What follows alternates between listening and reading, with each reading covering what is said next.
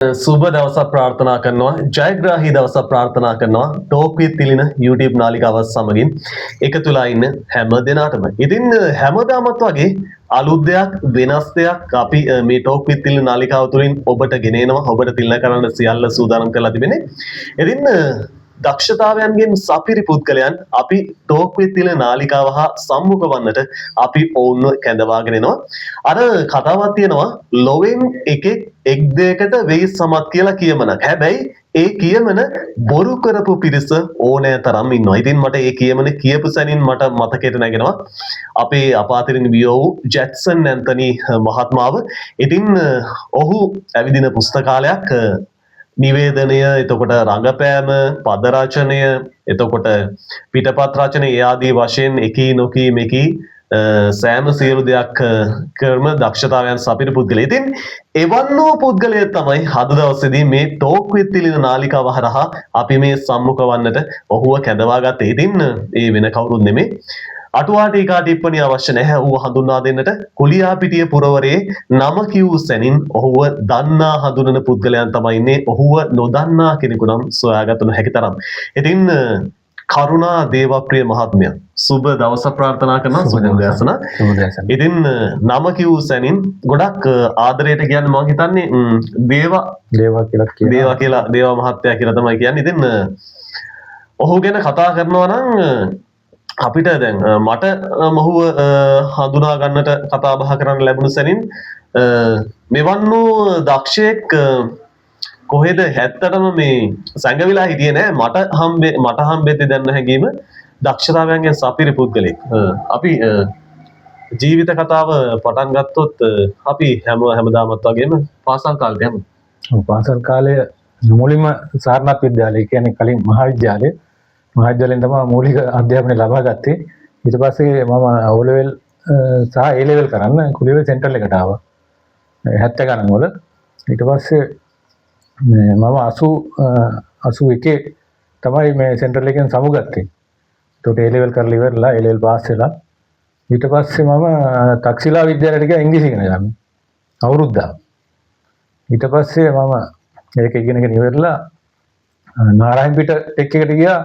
දැන් චූට පොඩි බාධා කිරීමක් කරන්න කැමතිද? දැන් ටෙක් එකට යන්න කලින් මම කැමති අත්‍තරම මේ සුන්දර ගමක ජීවත් වුණේ කියලා මම දැන් වැඩසටහන අතරතුරෙත් කිව්වා. ඊට කලින් අපි විවේකයේදී කතා කරද්දී මේ ඉතින් පාසල් කාලේ එතකොට මේ කොහොමද දඟ පුද්ගලයේද දඟ ළමයේද එහෙම නැත්නම් අපි මතක් කරමු මේ පාසල් කාලේ මොන වගේ පැතිකඩකට දක්ෂතාවය දැක්ුවේ?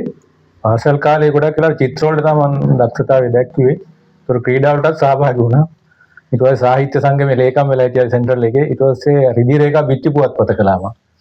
මේක තනිකර මම කෙරුවේ. මමම ඇඳලා මම්ම ලියලා කෙරුවේ ඒක මම. ඒ කියන්නේ මේ පාසල් කාලේ මුල හරියෙත් මේ කියන්නේ ඔබතුමා අර කලාවට පොඩි ටිකක් තිබ්බා හැකියාවක් නේද? කලාවට බරයි. එතකොට මේ මතක් කරොත් එහෙම මේ දැන් ඔය චන්ඩිකන් එහෙම කරලා ඇති මේ පාසල් කාලේ අමතක නොවන මේ සිද්ධීන් කීපයක් විතර මතක් කරොත් එහෙම ඉතින් තියෙනවා. අපි මේ දැන් මාධ්‍යයේ අර රසකතා මේ කියන්න පුළුවන් කතාවක් වගේ නිකන් ඔය කියන්නේ එක එක්කෙනා එක එක අදහස් දරනවානේ. ඔව්. ඒක පන්ති වලදී යම් මත ගැටීම් ඇති වෙනවා. එතකොට ඉතින් අපි රණ්ඩු වෙනවා, අපි පිල් බෙදෙනවා. පන්තියේ පිල් දෙකක් වගේ ඇති වෙනවා. ඒකට එහෙමත් රණ්ඩු වෙනවා අපි. ඉතින් පාර දිගටත් රණ්ඩු වෙනවා. ඉතින් මේ ඒ වගේ යුග උතුන නමුත් දැන් අපි සේරම එකමුතු දැන් යාළුවෝ මේ තරහ මරා නැහැ. ඉතින් ඒ ඉස්කෝලේ කාලේ එහෙම වුණාට මේ යාළුවෝ හම්බ වෙනවා නිතරම ඉතින් කතා කරනවා. ඉතින් ඒ පරණ දේවල් අපි අමතක කරලා. ඒ වගේමයි මේ කවුරුත් දැන් සම්මුඛ වෙද්දී අහන්න නැති කාරණා මම හැමෝගෙම අහනවා. දැන් ඔබතුමාට අවස්ථාවක් දුන්නොත් පාසල් කාලේ සාමාන්‍යයෙන් කොයි ශ්‍රේණියට වගේ නැවත යන්න තිබ්බොත් කැමැතිම කොයි ශ්‍රේණියෙන් වගේ ආය ජීවිතේ පටන් ගන්නද? ඒ කියන්නේ මම ආසම සාමාන්‍ය පෙළ තමයි මම ආසම. ඒකට උසස් පෙළත් මට කින් අමතක කරන්න බෑ. ඒකේ තියාලු ගොඩක් හිටියා මේ තාමත් ඉතින් මම මේ තාම හම්බ වෙනා ඒගොල්ලෝ කීප දෙනෙක් දැන් සමහර ජීවිතුන් අතර නෑ. සමහරව අසනීප ඉන්නවා. ඉතින් ඒගොල්ලෝ මට පුළුවන් වෙලාවට මම බලන්නත් යනවා. මේ ඉතින් මේ මොකද අර ඒ තිබිච්ච පාසල් කාලේ සුන්දරත්වය මේ කට්ටිය හම්බෙද්දී නැවත ඇති වෙනවා මට. ඉතින් ඔන්න විදිහට තමයි සුන්දර පාසල් ජීවිතයක් කුලියාපිටිය මධ්‍ය මහා විද්‍යාලයෙන් උසස් පෙළ වෙනකන් හදාarලා ඊට පස්සේ එතනින් එහාට අපි යමු. ඊට පස්සේ මට මේ ඉබේම මේ පොඩි chance එකක් ආවා මේ නාරායණපේට ටෙක් එකට ඇතුල් වෙන්න. කියන්නේ මට මල්ලිට තමයි ඒක chance එක නෝත් එයාගේ වයස ප්‍රශ්න නිසා මට ඒකට මේ සහභාගී වෙන්න අවස්ථාව ආවා.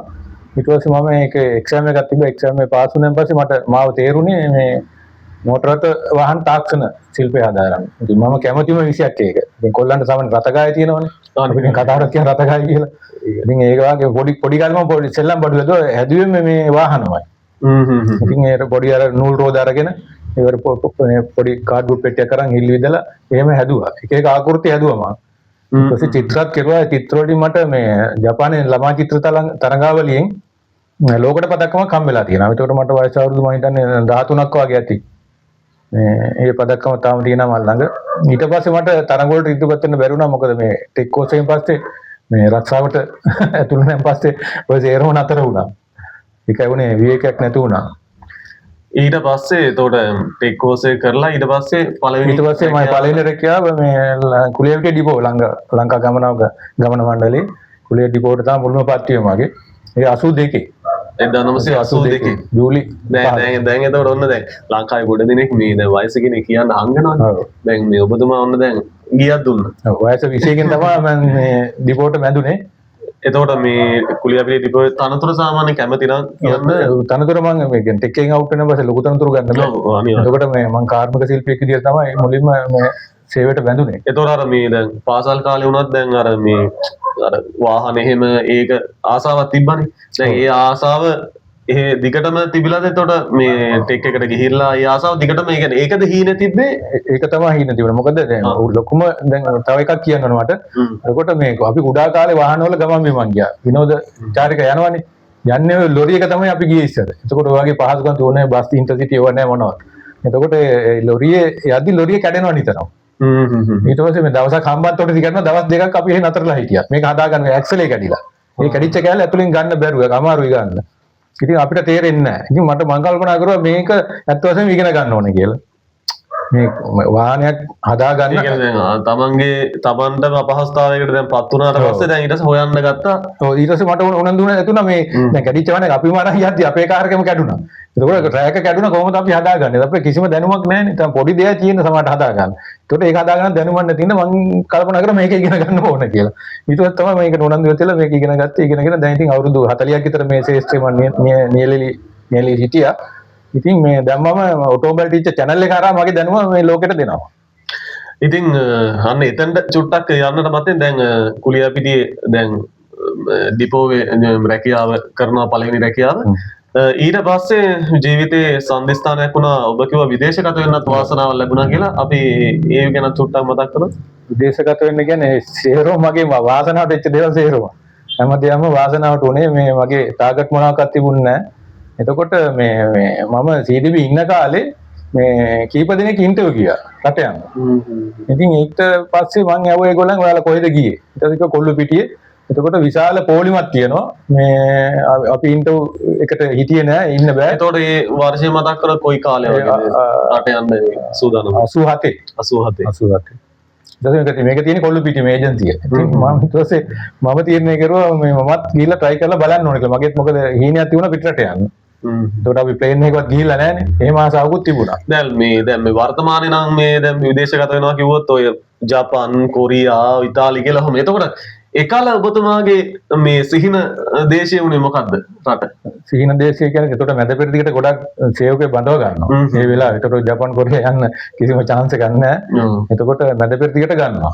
ඉතින් සෞදි අරාබියේ තමයි එතන වැඩියෙන්ම මේ ගන්නෙ. ඒ වෙලාවේ එතකොට තාත්තගේ යාළුවෙම රක්ෂා කරලා මේ ලංකාවට ඇවිල්ලා ඒ වෙන විස්තර කිව්වා.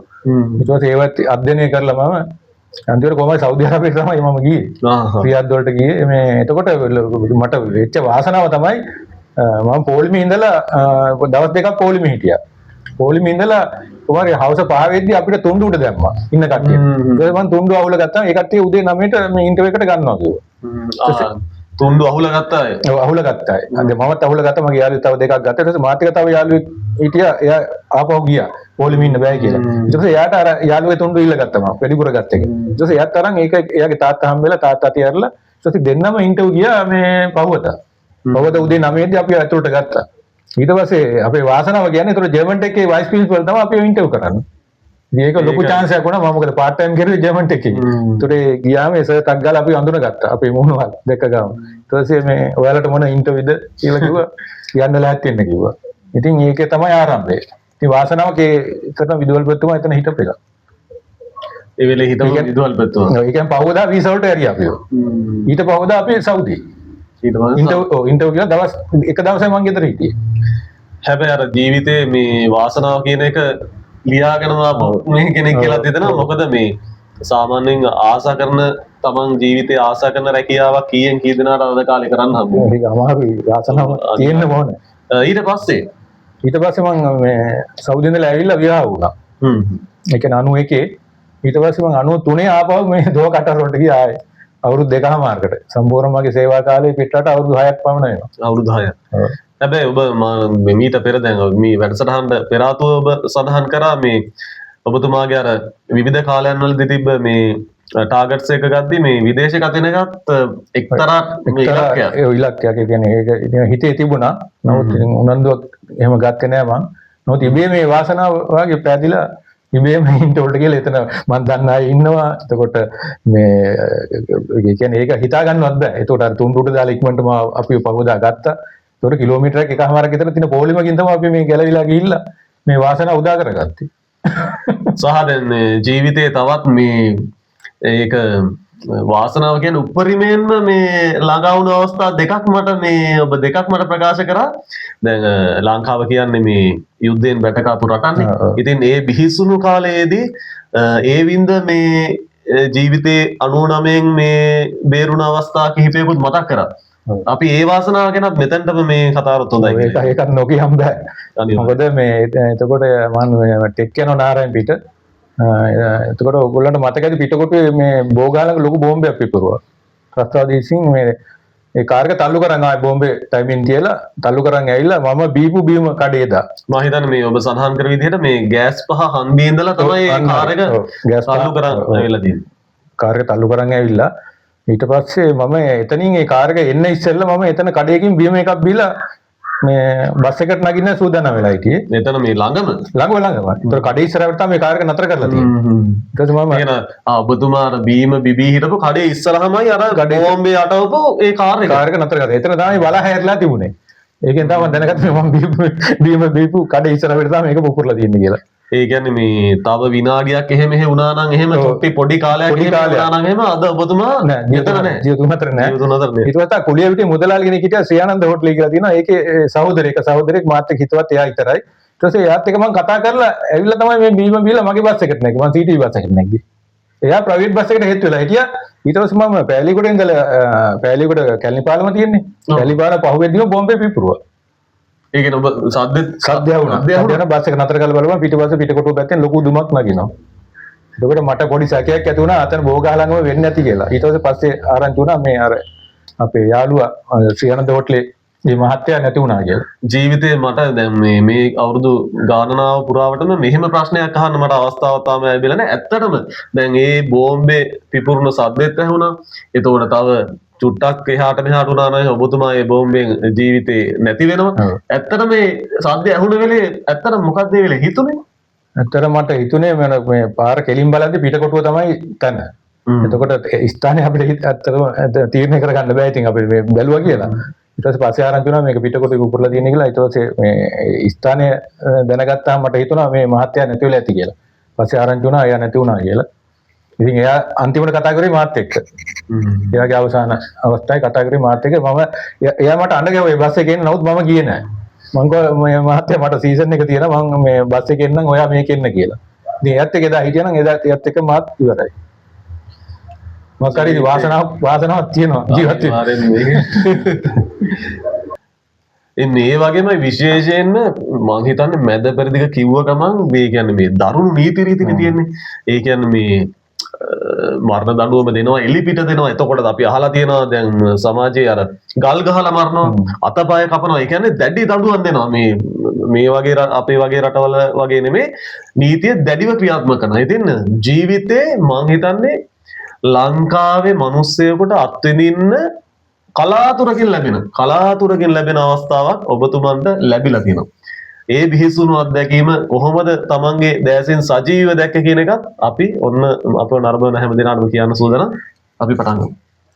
ඉතින් 1985 විතර මට මතක මොකද මම 87 ආවේ ඔය 82 87 අතර කාලේ 85 වගේ තමයි මට ස්ථිර මතක. එදා මම නයිට් කරන්නේ. ඒ කියන්නේ හවස 4 රෑ එකයි shift එක මම කරන්නේ workshop එකේ. එතකොට මම නිදා ගන්නවා දවල්ට. එතකොට දවල්ට වැඩ කරන්නේ ලේබර්ස්ලා. ඒ කියන්නේ පාරේ. ඒගොල්ලෝ මට ඇහැරෙව්වා. ඇහැරලා කිව්වා මෙහෙම දෙන්නෙක්ගේ බෙල්ල කපනවා මරණ දෙනවා යනවාද කියලා ඒගොල්ලෝ. ඊට කලින් මම මේක පත්තරේ දැක්කා. දෙන්නෙක්ගේ මේ ඉස්සකසා දානවා කියලා රියාත් නුවර දීරපල්ලි ආසල. ඊට පස්සේ මම ඉතින් යන්න තීරණයක් තිබුණේ නැහැ. මට ඉතින් යන්න වාහනයක් තිබුණෙත් නැති නිසා ඒගොල්ලෝ වාහනේ යනවා එන්න කියලා කතා කරුවා. ඊට පස්සේ මම පැය 4ක් 5ක් නිදාන හිටිය වෙලාවේ ඊට පස්සේ මම කිව්වා මම බලන්න ඕනේ මම යන්න ඕනේ කියලා. ඊට පස්සේ ඒ වාහනේ නැගලා මම ගියා. රියාත් නුවර දීරපල්ලිය පල්ලියයි උසාවිය අතර තමයි මේ දඬුවම දෙන්නේ. එතකොට මේ මහා පාරේ තමයි මේ වැඩේ කරන්නේ. මේ ප්‍රසිද්ධ මම හිතුවා මේක මේ ඇතුළේ කරනවා කියලා. නමුත් ගිහිල්ලා බලපුවා මේක මහා පාරේ කපන්නේ. පාර වහලා පොලිස් වලල්ලක් දාලා. ඒ පොලිස් වලල්ල ඇතුලේ තමයි මේ දඬුවම දෙන්නේ. ඒ කියන්නේ මේ ඕන කෙනෙකුට බලන්න S2 බැලුවේ. බලන්න ෆොටෝ ගන්න කැමරා කරන වීඩියෝ කරන් මොනවක්වත් බෑ. මේක තහනම්. මේක දඬුවමක් හම්බ නැහැ. ඒතර අපිට බලන් ඉන්න පුළුවන් ඉවරන ගාම. ඊට පස්සේ ගිහිල්ලා අපිට එතන යකඩයටත් අල්ලගෙන අපි දිහා පොලිසිය බලන් ඉන්නවා. ඊට පස්සේ අපි අරක දිහා බලනකොට අද ප්‍රිසන් වාහන දෙකකින් දෙන්නෙක් එක්කන් ආවා. ඒ කියන්නේ මරණ දඬුවම නියමෙච්ච දෙන්න. එදෙන අරන් ඇවිල්ලා දෙන්නට ඇත්තටම පණ නැහැ.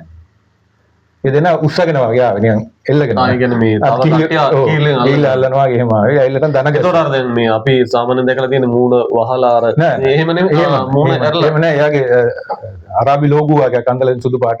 ඒක ඉන්නට යනකම් පාත් කරලා. පාත් කරලා. උඩුකය එතකොට පේනවා. උඩුකය නිරාවරණය වෙලා. නිරාවරණය. ඊට පස්සේ ඇවිල්ලා දෙන්නව දන ගැස්සුවා ටික අඩි 10ක් වගේ දුරකින්. ඒත් අල්ලගෙන ඉතින් එයා දන ගැස්සුවා ඉතින් මේ වැට දැල්ලලා හිටියා වැටුන්නේ නැහැ. ඊට පස්සේ වද කෑනවා. එයා තරබි කිට් එක දාලා කඩුවක් අරගෙන. නිකල් කඩුවක් ඉතින් ඒලා අවුල් 12 මාට විතර ඇති. එයාට හොඳට දිලිසෙනවා කන්නටිය වගේ. ඊට පස්සේ එයා ඇවිල්ලා අර දැන් මගේ පැත්තේ හිටපු එක්කෙනාගේ ඔළුව පාත් කෙරුවා. එයා දකුණත් හුරු එක්කෙනෙක්. දකුණතින් තමයි එයා දැන් මේ කඩුපාර ගහන්නේ එයාට. එතකොට ඔළුව පොඩ්ඩක් පාත් කරන්න මෙතන මේ ස්පේස් එක වැඩි කරගන්න. ප්‍රමාණය වැඩි කරන් තමයි මෙහෙම තියෙද්දි අපට ආවාරුනේ. එතකොට මෙහෙම කරලා එයා අතින් මෙහෙම පාත් කරනවා. අර අපි කොණ්ඩේ කපද්දී අපේ තනුනේ පාත් කරනවා. ඒ විදිහටම පාත් කෙරුවා. පාත් කළා එක අතින් එයා ගහනවා හරිය බෙල්ල මෙන්න මෙතෙන්ට. කඩුපාර. එක තනි අතින් ගහන්නේ. තනි අතින් ගහන්නේ කඩුවේ. අපි අද්දකින් කියන්නේ ඔය රූපරාමගේ දැන් හිතේම වෙද්දී හොඳ 6-4 සද්දන්ත මිනිස්සෙක් නේද ඔය වදක සද්දන්ත මිනිහෙක් කළු අරාබි කෙනෙක්. ඒක කළු අරාබි කියන්නේ ඒකේ කියන්නේ පරම්පරාවේ ආපු කට්ටිය ඒගොල්ලෝ ඒකට ලොකු පිළිගැනීමක් තියෙනවා. ඒතර එයා තමයි දඬුවම් දෙන්නේ. එතකොට එයාගේ ශ්‍රේෂ්ඨ රැකියාවක් මේක. ගරු රැකියාවක්. අනිවාර්යයෙන් මේ වදකයා කියන්නේ. එතකොට එයා තනි අතින් ගහනවා බෙල්ල වෙන්නේ නැහැ. ඊට පස්සේ ගාගුවන් ලේ පාරක් විදිනවා මේ වතුර බටයක් කැපුණා වගේ අඩි 5ක් 6ක් උඩට. ඉතින් මේ එදා තමයි දැනගත්තේ මම මේ මිනිහගේ ලේ වල පීඩනේ මෙච්චර තියෙනවා කියලා. අර ප්‍රෙෂර් එක දැක්කා. ඊට පස්සේ මට කලන්තයක් දුන්නා. කලන්තය. මේක දැක්ක ගමන් මට ෂොක් වෙලා මට කලන්තය කියලා මම වැටත් තලන් හිටිය යාළුවන්ට කිව්වා මට පොඩ්ඩක් කලන්තය වායි කියලා. ඊට පස්සේ දෙවෙනි එකත් කපනකම් බලන්න බෑ. යන්න බෑනේ එකපාර. ඔව්. ඊට පස්සේ අර දෙවෙනි එකත් කපනකම් බලන් හිටියා. ඊට පස්සේ තමයි ඒක පළවෙනි එකනාගේ හිස බෙල්ල කපලා ඉවරලා කොච්චර වෙලාවකින් වගේද දෙවෙනි එකනාව ගත්තා. කැපුවා අතෙන්ට ගියා. වෙන දැන් පොඩි දුරකින් තියලා අඩි 10ක් වගේ දුරකින් යනවා. ඊට පස්සේ අරගෙත් අර විදිහ බෙල්ල අර කෙරුවා ගැහුවා. එතකොට මූණ වහලා මුකුත් අර මූණ වහලා නැහැ. මූණ ඔපන් ඒගොල්ලෝ ඉතින් මැරිලා වගේ තමයි ඉන්නේ. ඉතින් ඒක මානසික වැටලා හරි මොනාර බේතක් ඇදලා හරි. ඒක අරලන්න කියලා ගැහුවා. ඊට පස්සේ ડોක්ටර් ඇවිල්ලා චෙක් කරනවා මෙයාගේ ඇත්තටම හිස කඳින් වෙන් වෙලාද කියලා. ඒක එක්කෙනෙකුගේ කඳින් වෙන් වෙලා නැහැ පොඩ්ඩක් ඉතුරු වෙලා. අර දෙවෙනි එක්කෙනා. ඊට පස්සේ අර එකව කොටන්න කියලා ආයෙ පාර. ඊට පස්සේ ආයෙ අර වැටිච් එකට සාමාන්‍යයෙන් ඔය මේ කොටන තැන ඉඳලා ඔය වදකයා ඉන්න තැන ඉඳලා දැන් ඔබතුමා සාමාන්‍යයෙන් කොච්චර දුරකින් වගේද ළඟම මමත් හිටියේ අඩි 10ක 15 දුරකින්. ඒ කියන්නේ ළඟම හිටියම. ඉතින් ඒක සජීවදාක ඒක තමයි මගේ හිතෙන් තාම මේක ආයි තුරන් වෙලා නැහැ. මේක තාමත් ෂෝක් එකක් මට. මේ කවදාත් මිනිහෙක් මරනවා දැකලා නැහැ. එක්කෙනෙක් නෙමෙයි දෙන්නෙක් දැක්කා මරනවා. ඉතින් මේ ගොඩක් වෙලාවට මැදපෙරදිග සේවය කරපු අයට මේ වගේ සිද්ධියක් දකින්න හම්බෙලා නැහැ ගොඩක්.